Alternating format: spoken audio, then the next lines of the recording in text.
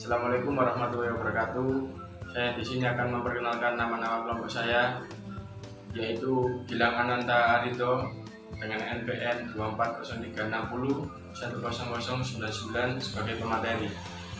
Selanjutnya ada Tantra Janata sendiri NPM 24036010101 yaitu sebagai editor.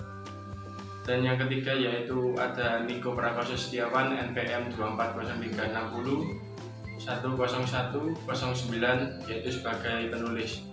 Dan yang keempat saya sendiri yaitu Alif Anggara Putra NPM 24360100120 sebagai pemateri. Boiler Kimia Teknik diampu oleh Bu Atika Nandini STMS. Daftar isi 1. Pengertian 2. Prinsip kerja 3. Standar air boiler 4. Faktor-faktor yang dapat membuat boiler tidak efisien 5. Implementasi di dunia industri. Boiler atau katel uap adalah suatu bejana wadah yang di dalamnya berisi air. Energi panas dari fluida tersebut selanjutnya digunakan untuk berbagai macam keperluan, seperti untuk turbin uap, pemanas ruangan, mesin uap, dan lain sebagainya.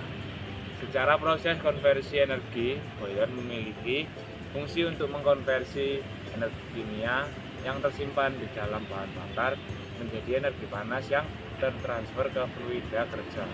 Prinsip kerja boiler. Proses pembentukan uap pada boiler diawali dengan mengalirkan air umpan boiler feed water, dari tangki penampungan air umpan ke deaerator. Pada unit deaerator, air umpan akan mengalami proses deaerasi dengan sistem mengalirkan air melewati tray-tray pada unit deaerator, yang kemudian dari arah samping dilakukan penyemprotan menggunakan media uap panas bertekanan rendah, sehingga akan terjadi proses pemisahan air dan gas-gas terlarut. Pada outlet deaerator dilakukan injeksi cairan kimia yaitu hidrazin. Selanjutnya air umpan akan dipompakan ke boiler menggunakan pompa boiler feed water dengan tekanan yang sesuai spesifikasi pada boiler ke dalam steam drum.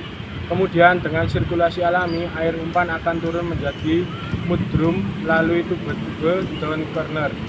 Adanya radiasi panas dari proses pembakaran bahan bakar pada ruang bakar akan menyebabkan air umpan mengalami kenaikan temperatur hingga terjadi perubahan fasa, mengakibatkan air mengalami penurunan densitas dan akan mengalir ke atas melalui tube riser menuju steam drum. Selanjutnya air yang telah berubah menjadi uap basah wet steam akan dialirkan menjadi unit superheater untuk mendapatkan pemanasan lanjut agar terjadi kenaikan temperatur pada tekanan tetap, sehingga akan menghasilkan superheat steam. Unit superheater terdiri dari dua bagian yaitu primary dan secondary superheater, di mana di antara kedua tersebut terdapat fasilitas injeksi superheater water yang berfungsi untuk mengatur temperatur steam yang keluar boiler agar sesuai dengan spesifikasi yang diharapkan. Simpelnya seperti ini. Boiler kan ada airnya itu dipanaskan 300 sampai 400 derajat Celcius. Habis itu uapnya itu diarahkan ke atas yaitu ke turbin. Di turbin kita akan melihatkan energi kinetik jadi energi listrik. Habis itu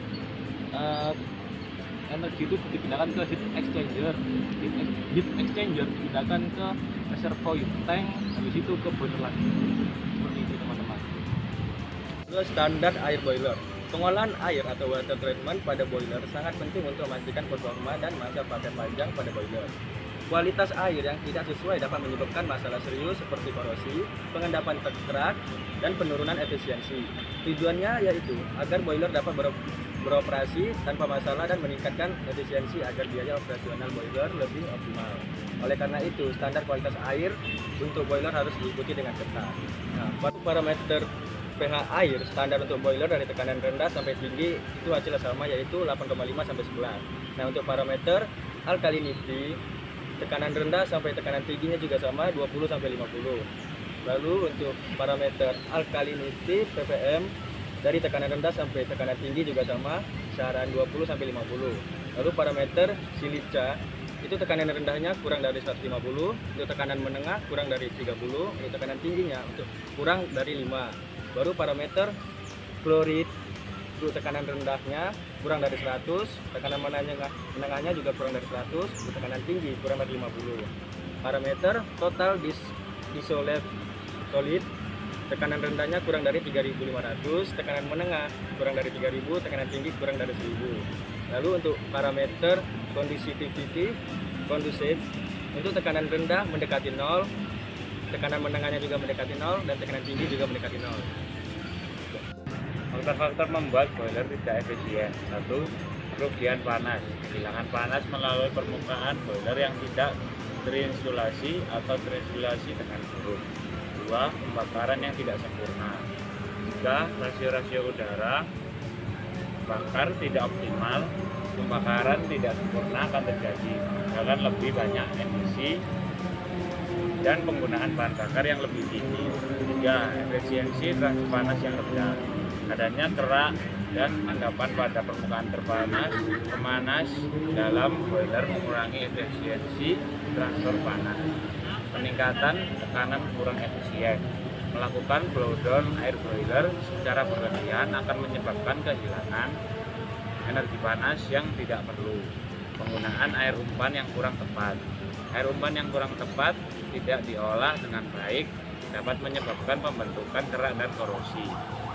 Penggunaan bahan bakar yang kurang efisien. Penggunaan bahan bakar dengan kualitas rendah dapat mengurangi efisiensi pembakaran. 7. Perawatan boiler kurang mengabaikan pemeliharaan rutin dapat menyebabkan penurunan efisiensi secara bersama. Implementasi di dunia industri. Untuk pembangkit tenaga listrik, boiler menghasilkan uap yang digunakan untuk menggerakkan turbin dan menghasilkan listrik, seperti di pembangkit listrik tenaga uap atau PLTU.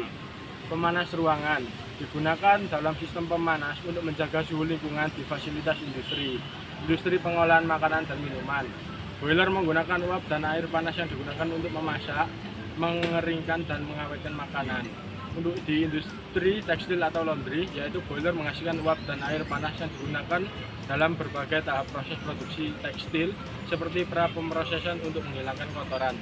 Pada penerapan boiler di produksi makanan, yaitu produksi tahu, dapat disimpulkan bahwa ketel uap atau boiler mempunyai beberapa kelebihan dibandingkan dengan pemasakan dengan tungku sebelumnya, yaitu 1. Hemat waktu atau lebih singkat.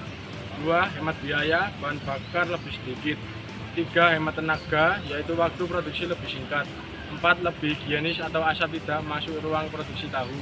5. Yaitu kapasitas produksi lebih banyak atau volume panci 2 kali 300 liter. 6. Yaitu kualitas dan rasa tahu lebih enak, tidak sangit. Sekian dari kami. Wassalamualaikum warahmatullahi wabarakatuh.